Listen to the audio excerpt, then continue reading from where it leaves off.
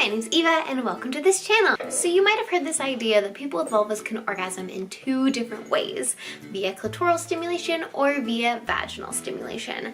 And there are actually a whole host of things that are not super accurate about this idea.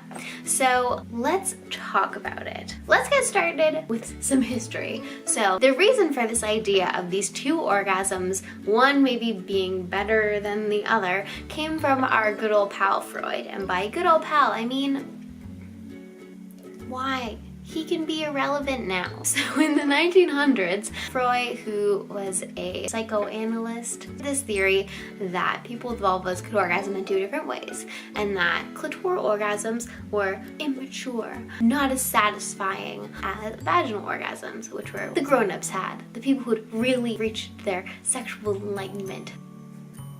I hate it. So let's break down why I hate this. The first thing is that most people with vulvas actually orgasm through clitoral stimulation. So that's Freud saying that so many people with vulvas are just having orgasms the wrong way, which there's no wrong way to have an orgasm. Only 4% of people with vulvas can orgasm through penetration alone. So clitoral orgasms are totally normal and common and great. Beyond just the sheer number of people with vulvas who orgasm via clitoral stimulation, there's actually been some research to debunk this idea of a hierarchy between clitoral and vaginal orgasms. So some really cool research by Dr. Nicole Prouse. She found that there was no difference in the intensity of orgasms when she brought people with vulvas into the lab and measured their orgasms based on the type of stimulation they had. Also, an important thing to note is that vaginal stimulation or penetration can stimulate the internal clitoris because there's an internal clitoris. I'll put a little picture right here. There are legs that wrap around the vaginal opening. So if you're stimulating the vaginal canal, what is there even a difference between a vaginal and clitoral orgasm anyway? I want to say on this clitoral versus vaginal orgasm debate is that there are more ways you can reach an orgasm. There isn't even just two. And this is not in a you need to catch them all Pokemon orgasm kind of situation, because you don't need to be having an orgasm in any particular way.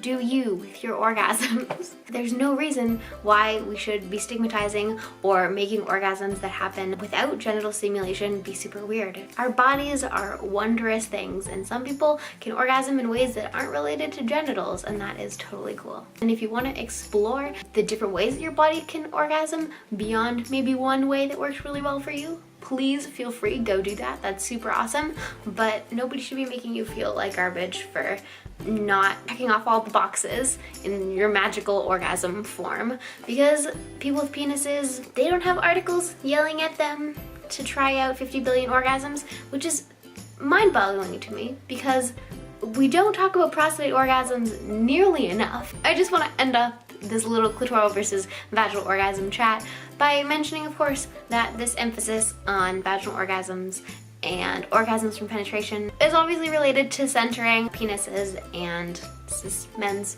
pleasure in our ideas of sexuality. So that's not super great. How about we don't need to do that. Thank you so much for watching this video. I hope you enjoyed this little rant about orgasms, because that's really all I want to do with my life. If you like this video, please do give it a thumbs up. You can follow me on my social media on Instagram and Twitter. You can also subscribe for more rants about sexuality if you are not already. And leave a comment about, is there a sexuality myth that drives you bonkers the most? Because let's have a chat in the comments and maybe I'll make a video about it. But that's all for me today. Have a lovely day. Not all sex is about penetration. It's not all about that if that's not what you want. Please feel free to orgasm however you want it.